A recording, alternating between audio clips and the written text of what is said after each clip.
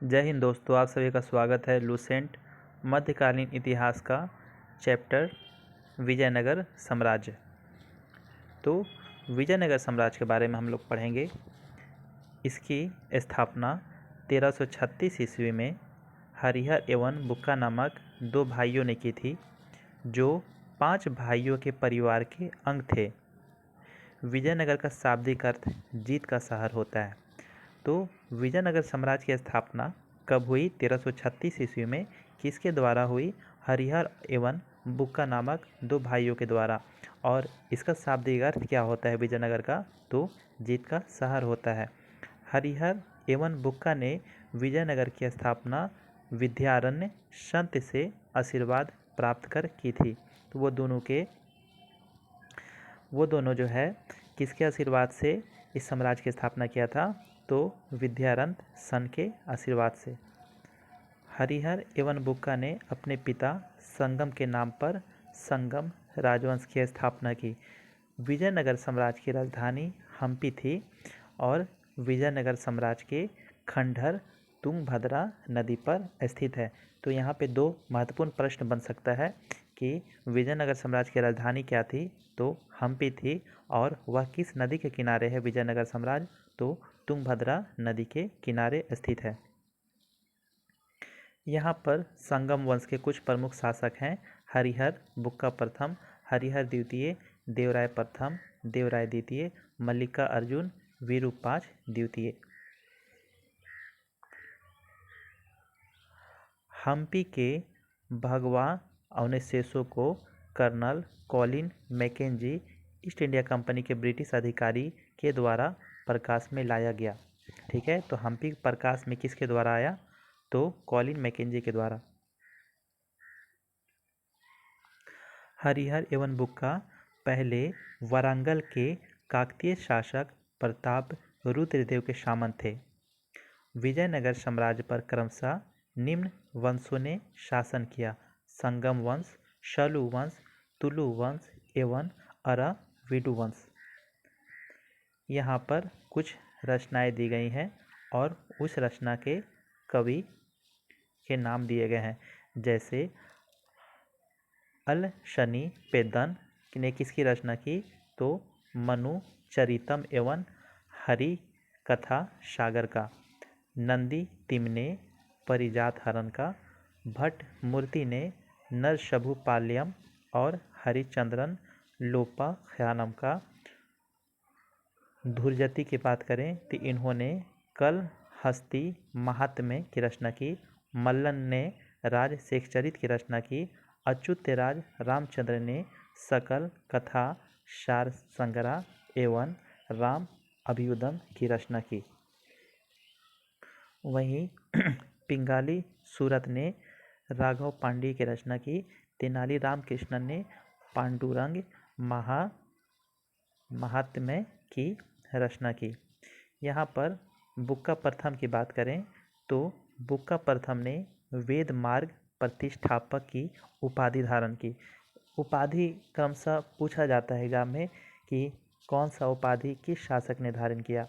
तो वेद मार्ग प्रतिष्ठापक की उपाधि बुक्का प्रथम ने धारण की। वहीं हरिहर द्वितीय ने संगम शासकों के सबसे पहले महाराजाधिराज की उपाधि धारण की।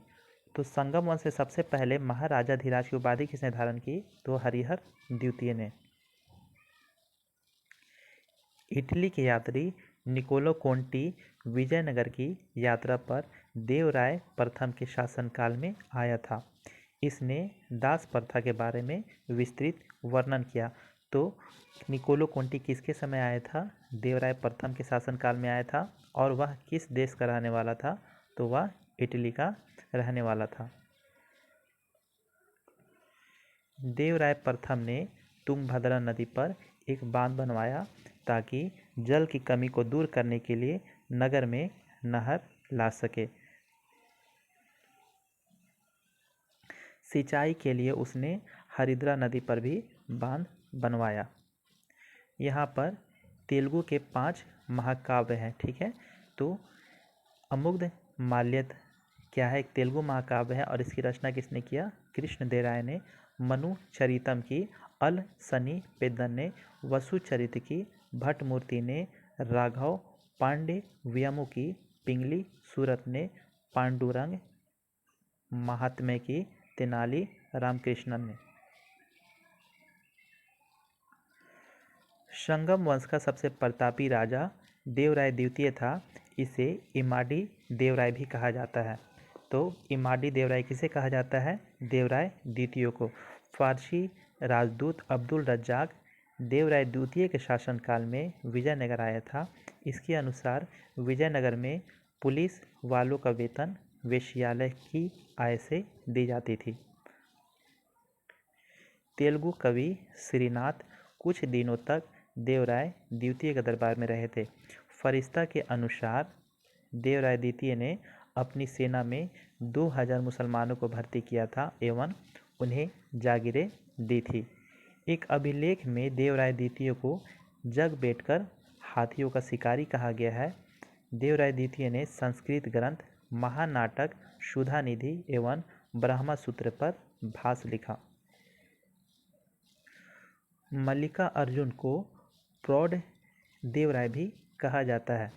सालू नरसी ने विजयनगर में दूसरे राजवंश शालू वंश की स्थापना की। अभी हम लोग संगम वंश के बारे में पढ़ रहे थे। संगम वंश के बाद विजयनगर साम्राज्य में अगला सालू वंश है, जिसकी स्थापना सालू नरसी ने किया था। बस इसमें यही एक लाइन है। तुलु वंश की बात करें तो इसकी स्थापना वीर नरसी ने किया था। तुलु वंश का महान शासक कृष्णदेव राय था। वह 8 अगस्त 1509 को शासक बना। शालू तिम्मा कृष्णदेव राय के युग मंत्री एवं सेनापति थे। तो शालू तिम्मा किसके सेनापति थे? कृष्णदेव राय के। बाबर ने अपनी आत्मकथा बाबरनामा में कृष्णदेव राय को भारत का सर्वाधिक शक्तिशाली शासक बताया। तो ये प्रश्न पूछता है कि बाबर ने किसे अपनी आत्मकथा में सर्वाधिक शक्तिशाली शासक बताया? तो कृष्णदेव राय को। कृष्णदेव राय के शासनकाल में पुर्तगाली यात्री डोमिंगोस पायस विजयनगर आया था। कृष्णदेव राय ने पुर्तगालियों को भटकल में किला बनाने की अनुमति दी थी। कृष्णदेव राय के दरबार में तेलुगु साहित्य के 8 सर्वश्रेष्ठ कवि रहते थे, जिन्हें अष्टदिग्गज कहा जाता था। अष्टदिग्गज तेलुगु कवियों में अल शनि पेद्दन सर्वप्रमुख था, जो संस्कृत एवं तेलुगु दोनों भाषाओं का विद्वान था। इसे तेलुगु कविता का पितामह व आंध्र कविता का पितामह की उपाधि प्राप्त थी। उसके शासनकाल में तेलुगु साहित्य का क्लासिक युग कहा जाता है। तो तेलुगु साहित्य का क्लासिक युग किसके शासनकाल को कहा जाता है?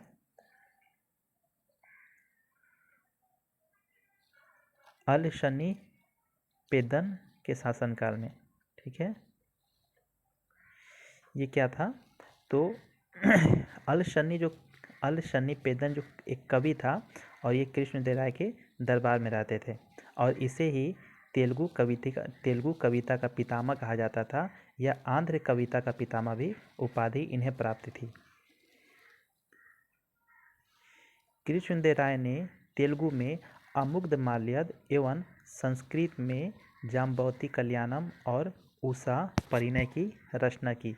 विजयनगर साम्राज्य में नंदिना गढ़ी लिपि का प्रयोग होता था। तो लिपि की बात करें तो नंदिना गढ़ी लिपि का प्रयोग कहाँ होता था? विजयनगर साम्राज्य में होता था। नागलपुर नामक नए नगर हजारा राम एवं विठल स्वामी मंदिर का निर्माण कृष्णदेव राय ने करवाया था। इसके अतिरिक्त कृष्णदेव राय ने चिदम्बरम मंदिर, अम्बारम में पार्वती मंदिर एवं कांचीपुरम में वरदराज एवं एकम्बरनाथ मंदिर का निर्माण करवाया। कृष्णदेव राय की मृत्यु 1529 ईस्वी में हो गई। कृष्णदेव राय ने आंध्र भोज, अभिनव भोज और आंध्र पितामह की उपाधि धारण की। तो ये तीनों इम्पॉर्टेंट है, पूछता है आंध्र पितामह, अभिनव भोज या आंध्र भोज की उपाधि किसने धारण की? कृष्णदेव राय ने धारण की। तुलु वंश का अंतिम शासक सदाशिव राय था। राजसी तंगड़ी या फिर तालीकोटा या फिर बन्नी हट्टी का युद्ध 23 जनवरी 1565 ईस्वी में हुआ था। इसी युद्ध के कारण विजयनगर का पतन हुआ। विजयनगर के विरुद्ध बने दक्षिणी राज्यों के संघ में शामिल था बीजापुर, अहमदनगर, गोलकुंडा एवं बीदर। इस संयुक्त मोर्चे का नेतृत्व अली आदिल शाह कर रहा था। तालीकोटा के युद्ध में विजयनगर का नेतृत्व राम राय कर रहा था। विजयनगर के राजाओं और बहमनियों के सुल्तानों के हित 3 अलग अलग क्षेत्र आपस में टकराते थे। एक तुंगभद्रा के दोआब में, दूसरा कृष्णा गोदावरी के कछार में और तीसरा मराठवाला प्रदेश में। तालीकोटा युद्ध के बाद सदस्यों ने तिरुमल के सहयोग से पेनुकोंडा की राजधानी बनाकर शासन करना प्रारंभ किया। विजयनगर के चौथे राजवंश अराविडु वंश की स्थापना तिरुमल ने सदस्यों को अपदस्थ कर पेनुकोंडा में किया। तो अराविडु वंश की स्थापना किसने किया था? तिरुमल ने किया था। कहाँ? पेनुकोंडा में। अराविडु वंश का अंतिम शासक रंग तृतीय था। अराविडु शासक वेंकट द्वितीय के शासनकाल में इसके शासनकाल में ही वोडियार ने 1612 ईस्वी में मैसूर राज्य की स्थापना की थी। विजयनगर साम्राज्य की प्रशासनिक इकाई का क्रम घटते हुए इस प्रकार था: प्रांत, मंडल, कोट्टम या वलनाडु, जिला, नाडु, मेला ग्राम 50 ग्राम का समूह एवं उर ग्राम। विजयनगर कालीन सेना नायकों को नायक कहा जाता था। ये नायक वस्तुतः भू सामंत थे, जिन्हें राजा वेतन के बदले अथवा उनके अधीनस्थ सेना के रख रखाव के लिए विशेष भूखंड देता था, जो अमरम कहलाता था। यहाँ पर अयंगर व्यवस्था की बात की गई है। तो प्रशासन को सुचारू रूप से संचालित करने के लिए प्रत्येक ग्राम को एक स्वतंत्र इकाई के रूप में संगठित किया गया था। इन ग्रामीण इकाइयों पर शासन हेतु 12 प्रशासकीय अधिकारियों की नियुक्ति की जाती थी, जिनको सामूहिक रूप से अयंगर कहा जाता था। ये अवैतनिक होते थे। इनकी सेवाओं के बदले सरकार इन्हें पूर्णतः लगान मुक्त व कर मुक्त भूमि प्रदान करती थी। इनका पद अनुवांशिक होता था। वह इस पद को बेच या गिरवी रख सकता था। ग्राम स्तर की कोई भी संपत्ति इन अधिकारियों की इजाज़त के बगैर ना तो बेची जा सकती थी और ना ही दान की जा सकती थी। यहाँ पर विजयनगर आने वाले प्रमुख विदेशी यात्रियों की बात करें तो निकोलो कोंटी यह इटली का था और 1420 ईस्वी में दे राय प्रथम के शासनकाल में आया था। अब्दुल रज्जाक ये फारस के थे। 1442 ईस्वी में देव राय द्वितीय के शासनकाल में भारत आए थे। नूनीज ये पुर्तगाल का था और 1535 ईस्वी में अच्युत राय के शासनकाल में भारत पहुँचे। डोमिंगो पायस ये भी पुर्तगाली थे।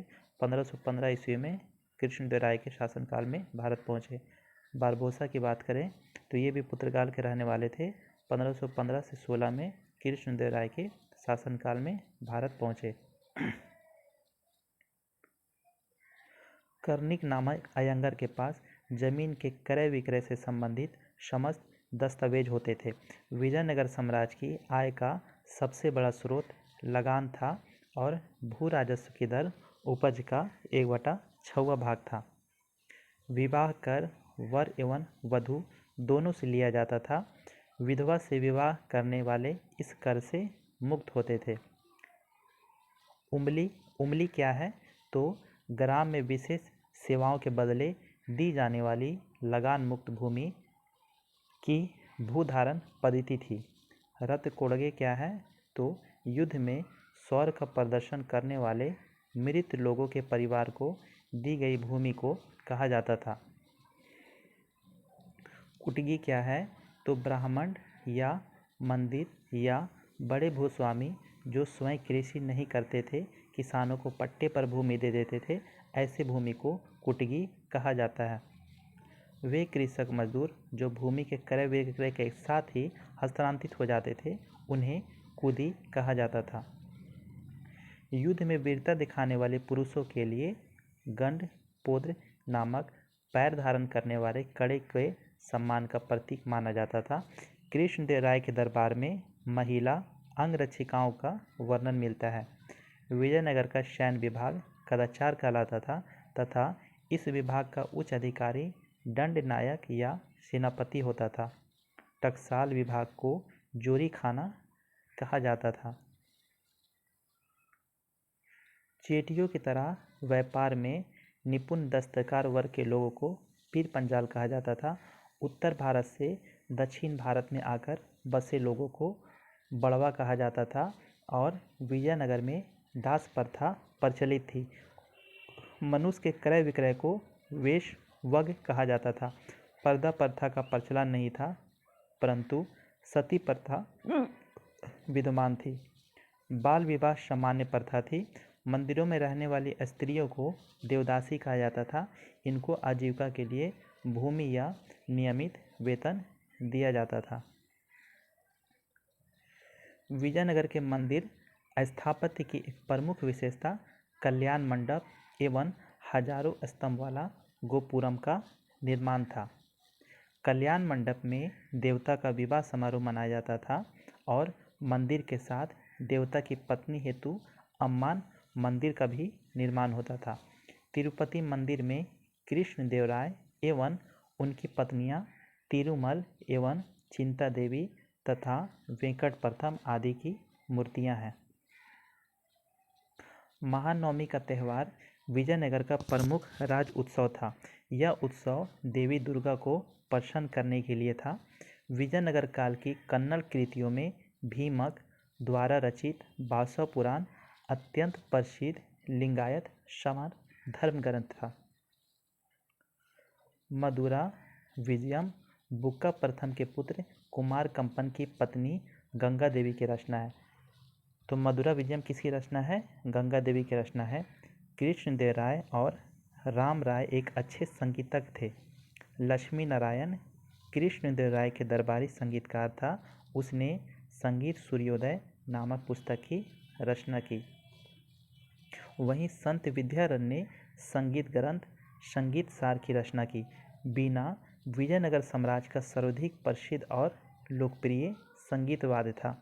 विजयनगर की चित्रकला लिपाछी चित्रकला के नाम से भी जानी जाती है। इस चित्रकला के विषय में रामायण एवं महाभारत से लिए गए हैं। विजयनगर में नृत्य और संगीत को मिलाकर एक शैली विकसित हुई जिसे यक्षिणी शैली के नाम से जाना जाता है। विजयनगर का सर्वाधिक प्रसिद्ध सिक्का स्वर्ण का वराह था। इसका वजन 52 ग्रेन का था, जिसे विदेशी यात्रियों ने खून, परदौस एवं पगौड़ा के रूप में उल्लेखित किया। सोने के छोटे सिक्के को प्रताप तथा फनम कहा जाता था। प्रताप 26 ग्रेन का तथा फनम 5.5 ग्रेन का होता था। चांदी के छोटे सिक्के को तार कहा जाता था। विजयनगर के पश्चिमी तटों में क्षेत्रों में क्रू, जेडू, पुर्तगाली, दिनार, फारसी, फ्लोरिन और डुकेट इटली मुद्राएं प्रचलित थी। तो हम लोगों ने लूसेंट में विजयनगर साम्राज्य के चैप्टर को कंप्लीट किया। आपको ये वीडियो कैसा लगा आप कमेंट करके ज़रूर बताएं। Thank you.